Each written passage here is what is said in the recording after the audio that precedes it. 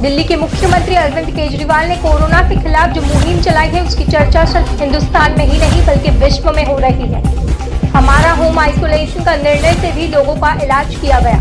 1,03,000 corona के मरीज अब तक ठीक हो चुके हैं। मैं खुद यूपी में जाकर योगी सरकार को जांच बढ़ाने की सलाह दी। अब योगी सरकार भी दिल्ली मॉडल को अपना रही है और होम आइसोलेशन को बढ़ावा दे रही है। हम चाहते हैं कि यूपी में कम से कम 2 लाख लोगों की प्रतिदिन जांच हो। कोरोना के इस महासंकट के दौर में मानव जाति के इतिहास में जो सबसे बड़ा संकट अब तक आया है, जिसमें पूरी दुनिया अपने अपने तरीके से इस महामारी से लड़ने की कोशिश कर रही है, इस महामारी से लड़ने के लिए जूझ रही है और बड़े पैमाने पे लोगों की मृत्यु हुई है कोरोना की इस महामारी से।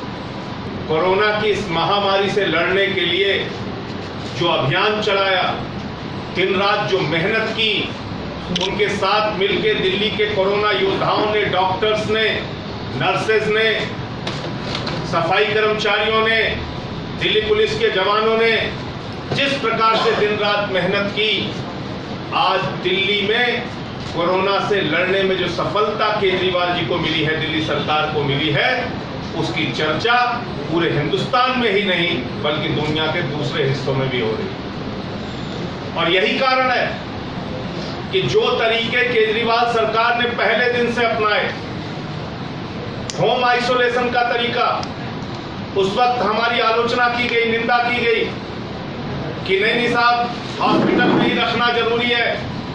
आज वो होम आइसोलेशन का तरीका, वो होम आइसोलेशन की विधि जो केजरीवाल की दिल्ली सरकार ने अपनाई थी, जिसके कारण 1,03,000 लोग कोरोना के संक्रमित से दिल्ली में ठीक हो चुके हैं और इसमें 80% से ज्यादा, ये 1,03,000 की संख्या में 80% से ज्यादा लोग घरों में इलाज से ठीक हुए। घरों में उनको चिकित्सीय परामर्श दिलाया गया, घरों में उनको ऑक्सीमीटर दिलाया गया, घरों में उनको फोन कॉलिंग गई रेगुलर। वहीं दूसरी तरफ दिल्ली जल बोर्ड के राघव चड्ढा ने दिल्ली भाजपा पर दिल्ली में जलभराव और कल हुई 4 मौतों पर राजनीति करने का आरोप लगाया तथा यह भी कहा कि भाजपा की एमसीडी में सरकार है, वह आरोप लगाकर अपनी जिम्मेदारियों से नहीं भाग सकती। नगर निगम की जैसे ही बात आती है, भारतीय जनता पार्टी बैकफुट पे चली जाती है। कल भी मैंने भाजपा के नेताओं से कई बार जब उनकी बाइट सुनी तो बैकफुट पे जाते नजर आए। एमसीडी आज के समय म्युनिसिपल कॉर्पोरेशन ऑफ दिल्ली नहीं बल्कि मोस्ट करप्ट डिपार्टमेंट के नाम से जाना जाता है और अपनी जिम्मेदारी से भागने का प्रयास कर रहा है।